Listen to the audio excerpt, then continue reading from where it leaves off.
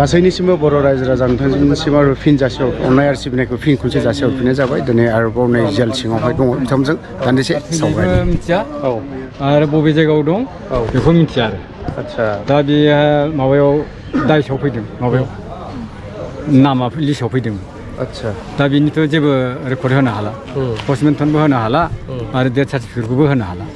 दा बेहाय police भेरिफिकेसनाव school सार्टिफिकेटखौ हैदों आरो ओमफ्राय गावबुरानिफ्राय डेथ सार्टिफिकेट लांनानै हैदों दा जोङो बे जिनिसखौ दा बेस्रा सारादुसिनो खालामबावाखै दासिम थैयाखै होननानैसो आसायाव दं दा थैदोंबो मिथिया थांदोंबो मिथिया बबे जायगायाव दं जेबो मिथिया दा आफादनिफ्राय डिक्लार हरबाय मानसिया थैबाय नों सारादु खालामदो बेबायदि खोथाखौ होनदों आरो दा दासिम खालामथ'वाखै दा बिनिया लिस्टआव सहैबाय दा पस्टमेन्टन माबा पुलिस भेरिफिकेसनावबो फैदोंमोन दा मोनगोन ना मोना दा बे बिसोरथ' होनदों फुरा डकुमेन्ट नांगोन जेरैहाय दा पस्टमेन्टआव रिपर्ट नांगौ डेथ सार्टिफिकेट नांगौ होमब्लासो जोङो बेखौ एक्सेप्ट खालामनो हागोन होननानै बुंदों खिन्थु बे जाथावा आरो नोंथाङा दिनैहाय जेल सिङाव हाबबोनानै जायफ्रा जोबथा साजा होजानाय सेंग्राफोर दं बिथांमोनखौ लोगो मोननानै बा सावरायनानै माबोरै साननाय फैदों बेलेखा हरलाय डायरि माने नैबे आरो आदा मोनसे डायरि बेखौहाय गाव सासे आदा इन्दि बेनो आरो आं नाम लाला स्वयं बेनो माने गोबां खोथा लिरना हरदों आरो गावसिनि दुखु सुखुनि खोथा मा मिजिं थिनानै दिनैहाय एनडिएफबिआव जयेन जायामोन दिनैहाय मा रिजाल्ट मोनखो आरो दा सुक्ति जाखांनायनि उनावबो दिनैसिमावहाय मा साननाय खोथा मा साननाय फैयो बेखौ गावसोरो बेवहाय आंनो सुंद'यै लिरना हरदों आरो गासैथ' बेवहाय गोबाङानो दङ जेलावहाय दा आं बारा गोलावै बुंनो सानला खिन्थु मोनसे खोथा आरो जों जेलनि एक्सपिरियेन्सखौ बुंनो थाङोबा जे दिनैहाय गुबुनाबो सेन्ट्रेल जेलाव दङ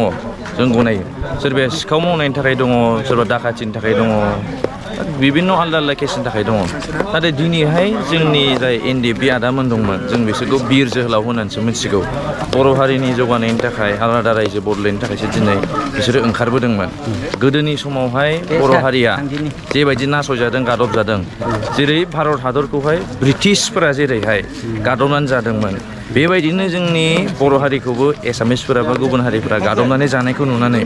सयज' हायैनि जोंनि बड'फा उपेन्द्रनाथ ब्रह्ममोन डिआर नाब्ला सारमोन आरो गोबां जांख्रिथायारि जोंनि फ्रिदम फाइटारफोरा डिसिसन लादोंमोन जे बर' हारिया जेब्लासिम आलादा रायजो मोना अब्लासिम जोंनि बर' हारिया जौगानाय नङा अराय सम नासयजाबाय थागोन दा बे बुस्थुखौ दिनैहाय आं एक्सपिरियेन्सआव मोनफिनदों आरो जेबायदि जेलनि बायरायावहाय जों दिनै जाय मार्टियार्सनि बिमा बिफा बा जाय लाइफ टाइम इमप्रिजनमेन्टआव थानायनि बिमा बिफा बा बिदा फंबाय बिसि दिनै फैदोंमोन बिथांमोनखौ लोगो हमनो थाखाय बैसागु फोरबो फालिनायावहाय दिनै जेबायदि जोंखौहाय आं जेलारथ' बुंला जेबायदि एसामिसफोरा जोंखौ जेबायदि ट्रिट खालामदों आसाम पुलिसाहाय 10थानिफ्राय 3:30 सारिथासिम 10थानिफ्राय 4थासिम दिनैहाय जोंनि बर' बिमा जाय बर' बिफा जाय बर' बिदा फंबाय बिसोरखौहाय जेबायदि गेटआवहाय लाखिनानै जेबायदि दुखु होदों बेखौ आं दिनैहाय माने दुखु मोनदोंबाबो आं दुखुजों फोरमायनो गोसो गैया मानो होनबा जों गोदोबो नासयजाखादों दाबो नासयजाखादों दा बे खोथाखौहाय जोंनि बर' हारिया माब्ला सानगोन जोंनि बर' हारिया बेफोरनि थाखाय सांग्रां नंगौना नङा दिनै बे सेला सिं दिनैहाय आलादा रायजोखौ जों मोनासै बिएसि थांबाय बिटिआर जाबाय दिनैहाय बिनि सिगां बिटिसि जाबाय बुङो जोंनि बर' हारिया बिराद जौगाबाय होननानैहाय दिनैहाय सुक्तिनि गेजेरजों फैनाय एनडिएफबि आदामोनाहाय दिनै जेलनिफ्राय गनांगौमोन गवासै डिआर नाब्ला सारमोन दङ डिआर नाब्ला सारमोन नङा बे गोबां केडारफोर दङ दिनैहाय बिभिन्न फेक्सननि सोरबा लिडारफोराहाय दिनैहाय मन्त्रि जाहैबाय एमएलए जाहैबाय सोरबा डिपुटि चिफ जाहैबाय नाथाय दिनै बिथांमोना गावनि केडारफोरा जाय गावसिनि ट्रास्टनि गेजेरजों ओंखारदोंमोन मोनसे सिमां नुनानै दिनैहाय आं